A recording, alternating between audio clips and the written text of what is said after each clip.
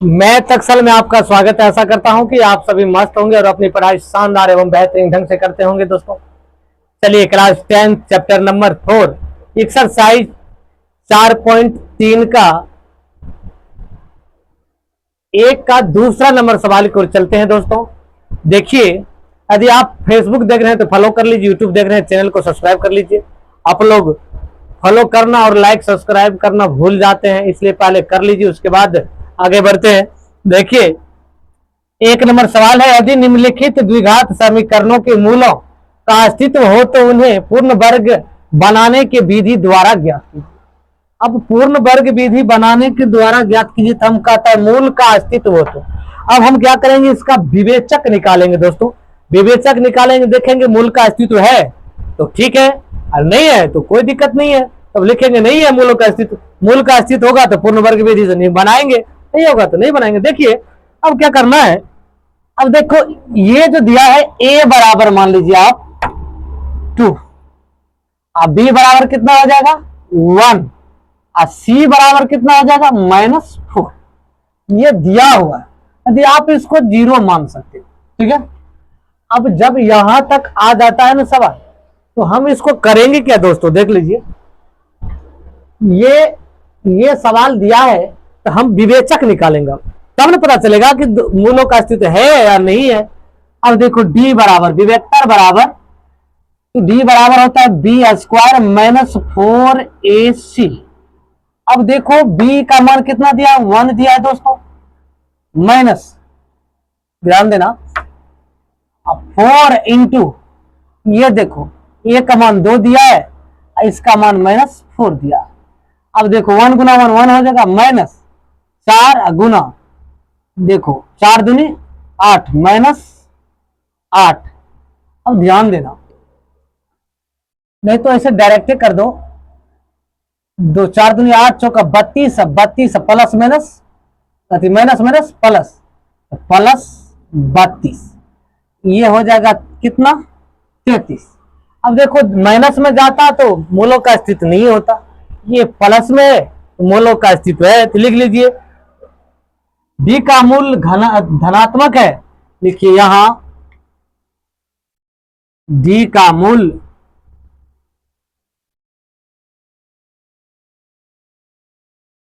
धनात्मक है। जब धनात्मक हो जाता है तो उसमें क्या रखेंगे, अतः मूलों का अस्तित्व होगा, लिख लेंगे अतः मूलों का अस्तित्व होगा। जब मूल का अस्तित्व होगा तब क्या करेंगे, पूर्ण वर्ग विधि से हम इसको बनाएंगे। क्या करेंगे, बनाएंगे, लिख लीजिए पूर्ण वर्ग विधि से, पूर्ण वर्ग विधि से, लिखिए पूर्ण वर्ग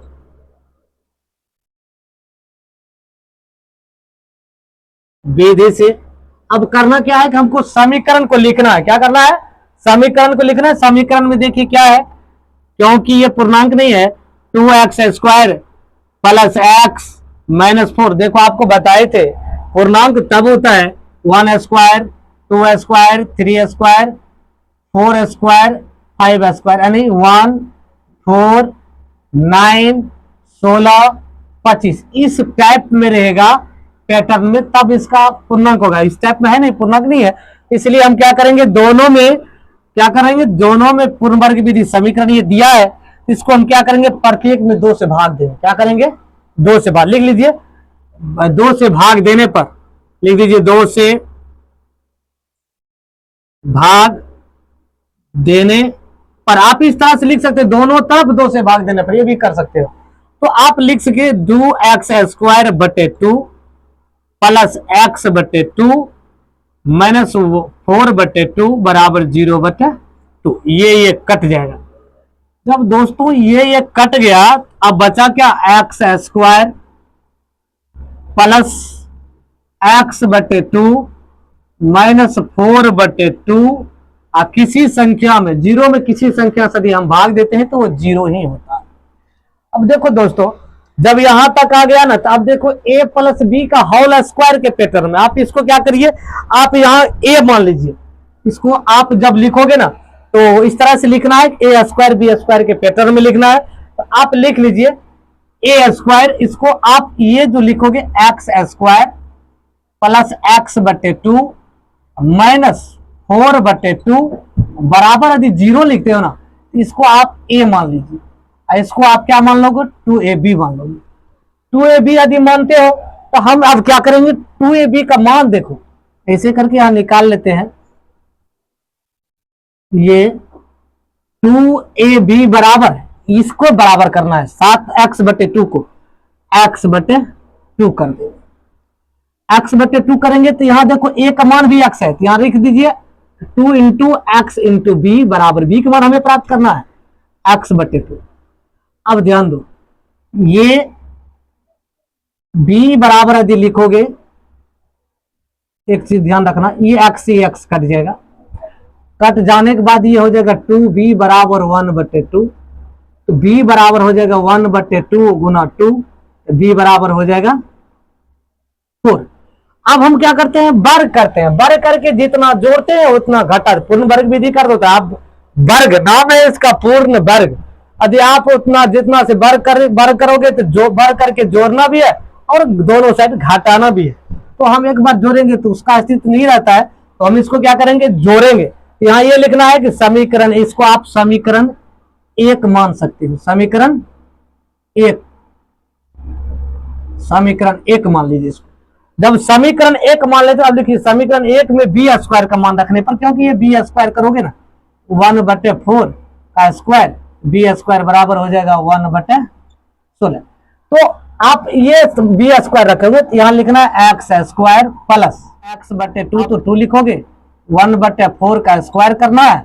अब देखो ये 1/4 का स्क्वायर कराएगा तो एक बार जोड़ेगा तो एक बार घटाना भी है, -1/4 का स्क्वायर भी करना है, -4/2 बराबर 0।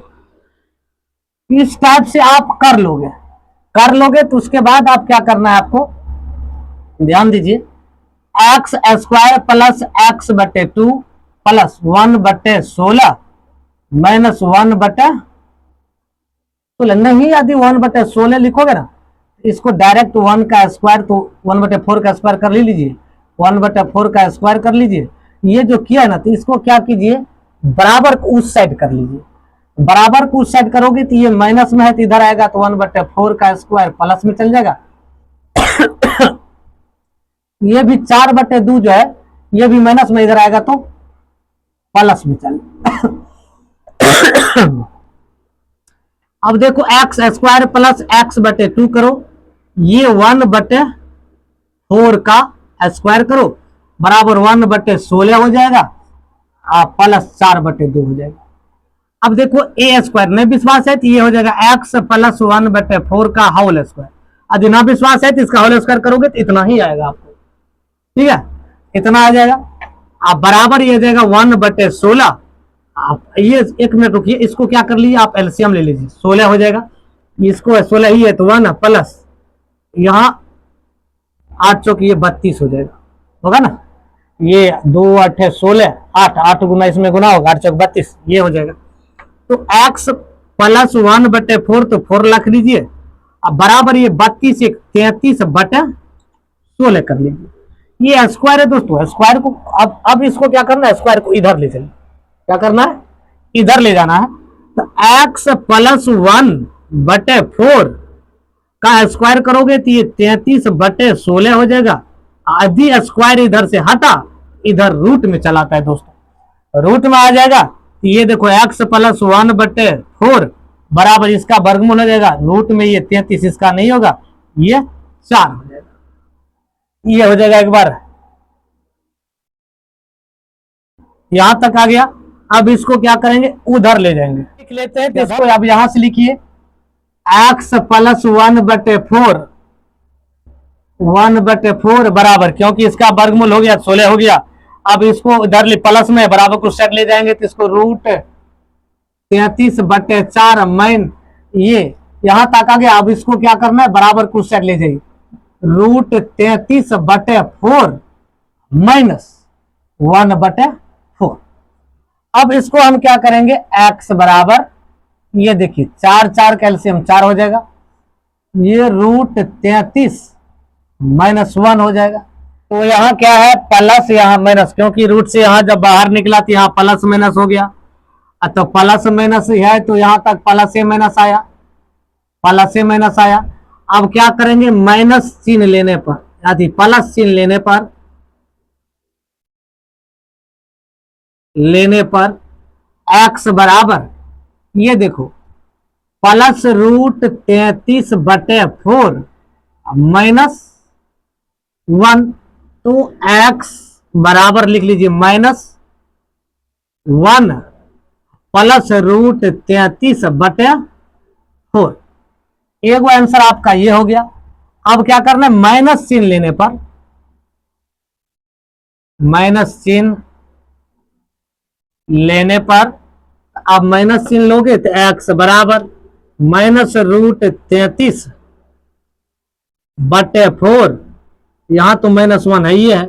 अब -4 यहां है तो हम क्या करेंगे, ये माइनस वाला को पहले लिख देते हैं, -1 -रूट 33/4। ये दोस्तों ये आंसर है। चलिए